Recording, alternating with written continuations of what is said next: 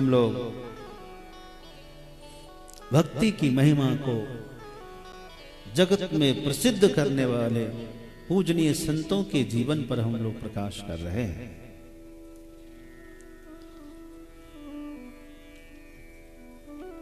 हम लोग काशी में जो प्रसिद्ध महापुरुष उन पर प्रकाश सुनते चले आ रहे हैं। जगत गुरु स्वामी रामानंदाचार्य के एक प्रसिद्ध शिष्य रहे जिनका नाम रहा अनंतानंद। स्वामी अनंतानंदाचार्य। हमारे आश्रम में भी एक अनंतानंद है स्वामी जी। हाँ, और जगत गुरु स्वामी रामानंदाचार्य के शिष्य भी स्वामी अनंतानंद रहे। आज हम उनके ऊपर प्रकाश करने जा रहे हैं। बंधुओं, पूज्य स्वामी अनंतानंद का जो बाल्यकाल रहा है वो उनके जन्म के साथ ही इनकी माताजी गुजर गई थी।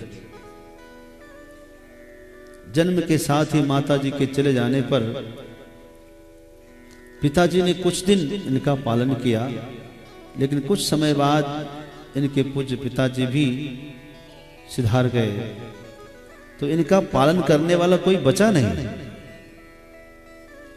फिर कुछ ग्वाल बाल ने जो गौ पालन पशुपालन करते थे, उन लोगों ने अनंतानंदाचार्य को अपने घर ले जाकर लालन पालन किया और उन्हीं के बीच में इनका लालन पालन हुआ। तो अपने को भी ये ग्वाल बाल ही मानते थे। श्री अनंतानंद पद परसिके लोकपाल ते लोकपाल से ते भय योगानंद गएश करमचंद अल्पहारे सारी रामदास श्रीरंग अवध गुण महिमा भारी तिनके नरहरि उदित मुदित मेहा मंगल तन रघुवर यदुबर गाय विमल कीर्ति संच्यो धन हरि भक्ति सिंधु बेला रचे पानी पद्मजा सिर दिए श्री अनंतानंद पद परस के लोकपाल से ते भय। बंधुओं, ये साक्षात ब्रह्मा जी के अवतार थे। ब्रह्मा जी के ही अवतार श्री अनंतानंदाचार्य बने हैं।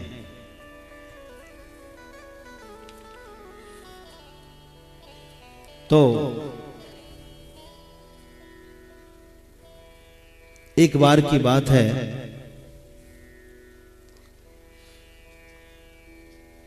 एक पंडित का नाम था अवधू पंडित। सरयू जी के संगम तट पर आसपास में वहां ये रहते थे। वहीं माता सरयू के तट पर एक बार इन्होंने तपस्या किया। 9 साल तक अवधू पंडित जी ने साधना की, माता सरस्वती की उपासना की। पंडित जी थे तो माता सरस्वती प्रत्यक्ष दर्शन देती है और उनको वाक सिद्धि का वरदान देती है। वाक सिद्धि, वाक सिद्धि का मतलब क्या है? जो मेरे मुख से निकले वही हो जाए। तो मैं बता रहा था, अनंतानंदाचार्य की बात कर रहा था। उनके पूज्य पिता अवधू पंडित जी माता सरस्वती की साधना करते हैं। माता सरस्वती उनको आशीर्वाद देती है और वाक सिद्धि का आशीर्वाद देने के बाद यह भी कहती है कि आपके यहाँ पुत्र रूप में साक्षात ब्रह्मा जी अंशावतार धारण करेंगे, पुत्र रूप में आएंगे आप, और आपका नाम जगत में विख्यात करेंगे। तो समय आया, जन्म हुआ, और ये घटना 1363 की है। सन 1363 ईस्वी की घटना है। कोई सतयुग त्रेता द्वापर की कथा नहीं है, ये कलयुग की घटना है। बहुत दिन नहीं है। तो आपको ये जानकर खुशी होनी चाहिए कि ये कलयुग के संतों की घटना। कलयुग में भी ब्रह्मा जी का अवतार हुआ, स्वयं राम जी ही रामानंदाचार्य के रूप में आए, स्वयं लखन लाल जी ही रामानुजाचार्य के रूप में आए, स्वयं शंकर जी ही शंकराचार्य के रूप में आए। तो मैं आपको बता रहा था, तो ग्वाल बालों ने इसे ले जाकर, माता पिता तुरंत गुजर जाने से इसका लालन पालन गांव के लोगों ने किया। तो उन्हीं के बीच में रहते थे, लोगों ने इनका नाम रख दिया छन्नू। क्या नाम रखा? हाँ, अब प्यार से लोग छन्नू लाल कहते थे। काशी में आज एक छन्नू लाल मिश्र है, पंडित छन्नू लाल मिश्र जी, जो गायकी में सुप्रसिद्ध है, बड़ा नाम है उनका। तो हमारे स्वामी अनंतानंदाचार्य का भी बाल काल का नाम रहा छन्नू लाल। एक दिन छन्नू लाल वन में गए, गैया चरा रहे थे, और इतने में एक अत्यंत सुंदर सलोना, एक सांवरा सलोना बालक इनको दिखाई दिया। और न केवल दिखाई दिया, वो उन्होंने बंसी बजाई, ऐसी मधुर बंसी बजाई जिसको सुन करके सुध-बुध खो दिए, इतना आनंद आया। उसके पास जाकर बहुत देर बैठे, फिर उससे पूछा कि तुम्हारा नाम क्या है? तो उन्होंने कहा मेरा नाम सबरू है। क्या? सबरू, सांवरा। सांवरा को प्यार से सबरू कहते हैं। हाँ, लोग ऐसा प्यार वाला नाम बोलते कि नहीं बोलते? तो प्यार वाला एक नाम सबरू बोला, तो बड़ा अच्छा लगा सबरू में, और छन्नू में मित्रता हो गई। अब दिन भर साथ में ही रहते। शाम के समय में सबरू अपने घर चले जाते और छन्नू अपने घर चले जाते। लेकिन जब अलग होते तो छन्नू को बड़ा वियोग होता, उनका छोड़कर जाने का मन नहीं करता। एक दिन छन्नू ने कहा कि तुम चले जाते हो और हम व्याकुल हो जाते हैं, तुम्हारे बिना रह नहीं पाते। ऐसा नहीं कर सकते हो कि तुम मुझे अपने साथ ले चलो, हम तुम्हारे घर में रहेंगे, फिर सुबह साथ में आ जाएंगे गोचारण करने के लिए। कहा ले तो जा सकते हैं, चलो। तो हमारे यहां चलना है तो तुम आंखें बंद करो, ठीक है। और सबरू के कहने पर छन्नू लाल ने आंखें बंद की। जैसे आंखें बंद की कि तुरंत पहुंचा दिए, कहां? गिरिराज गोवर्धन। कहां पहुंच गए? गिरिराज गोवर्धन पहुंचे। वो तो साक्षात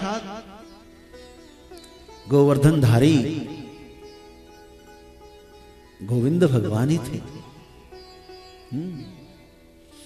तो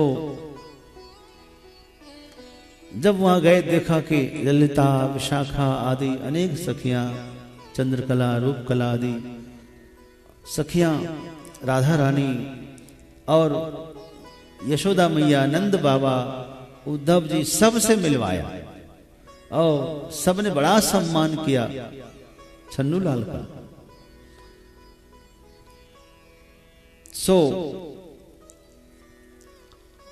भगवान के नित्य विहार स्थल गिरिराज गोवर्धन पर विविध प्रकार की लीला हो रही थी। विविध लीलाओं का दर्शन कराया। जब उसमें वत्स हरण की लीला हुई, दिखाया भगवान ने कि यहां पर जो है ब्रह्मा जी ने हमारे बछड़े चुरा लिए। बछड़े चुराए थे ना ब्रह्मा जी, याद होगा आपको। यहीं पर वो स्थान है। इतने ग्वाल बाल थे, इतने बछड़े थे, ब्रह्मा जी ने पहले बछड़े चुराए। हम जब बछड़ों को देखने गए तो ग्वाल बालों को भी छुपा दिए। अनंतानंदाचार्य वही थे, ब्रह्मा जी तो थे। तो इनको पूर्व की लीला स्मरण हो गई। जब स्मरण हुई तो बड़ा पछताए, ऐसा पछताए कि मूर्छित हो गए। उस व्यथा में, उस पीड़ा में मूर्छित होकर, बेहोश होकर वहीं गिर गए। और उसी पश्चाताप में बहुत रो रहे थे।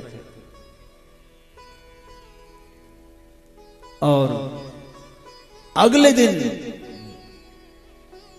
उस मूर्छावस्था में ही भगवान ने छन्नू को वहीं पहुंचा दिया जिस जंगल में रोज गैया चराने जाते थे।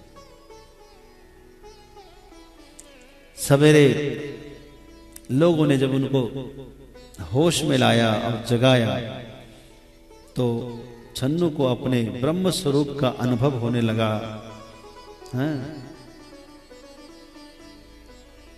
उधर एक पंडित जी थे, उनका नाम था श्याम किशोर जी। भगवान ने श्याम किशोर जी को आदेश किया स्वप्न में कि गांव के बाहर एक जंगल में एक मूर्छित है छन्नूलाल, उसको आप लेकर आइए, उसका पालन पोषण करिए, उसका माँ बाप नहीं है, और फिर उसको शिक्षा दीजिए, पढ़ाइए। एक दिन पूरी दुनिया में नाम रोशन करने वाला है, भक्ति को स्थापित करने वाला स्वयं ब्रह्मा जी का अवतार है। तो भगवान का आदेश सुनकर के श्याम किशोर जी भगवान को बहुत धन्यवाद देते हैं और जगने के बाद वहां जाकर बालक को घर लाते हैं, पुत्रवत उनका पालन पोषण करते हैं। पंडित जी श्याम किशोर जी अनंतानंदाचार्य को शिक्षा देते हैं, तो काशी लाते हैं शिक्षा के लिए। कहां लाते हैं? बंधुओं, चाहे बालक कहीं भी हो, उत्तर दक्षिण पूरब पश्चिम, जब उसका जनेऊ संस्कार होता है ना, जनेऊ संस्कार, और वहां पंडित जी दंड हाथ में देते हैं और कहते हैं कि जाओ काशी जाओ पढ़ने के लिए। क्या बोलते हैं? आप लोग को यही बोला गया ना, यही बोलते हैं। फिर जगत गुरु स्वामी रामानंदाचार्य जो काशी आ गए इसीलिए तो आए थे। जो आचार्य उनको यज्ञोपवीत करा रहे थे, उन्होंने कहा कि जाइए काशी में पढ़ कर आइए। सो नियम है कि जब वहां से बच्चा चलता है तो 10 कदम जाने के बाद उनको वापस बुला लेते हैं। तो जैसे चले और बोले अब हो गई, वापस आइए। बोले नहीं नहीं, हम क्यों वापस आए, हम तो चले काशी ही जाएंगे पढ़ने के लिए। वापस लौटकर प्रयाग नहीं गए, काशी ही चले आए। जब पुत्र काशी चले आए तो माँ बाप को पीछे से काशी आना पड़ा। फिर यहां उनकी शिक्षा दीक्षा हुई। तो छन्नूलाल को भी शिक्षा के लिए काशी लाए।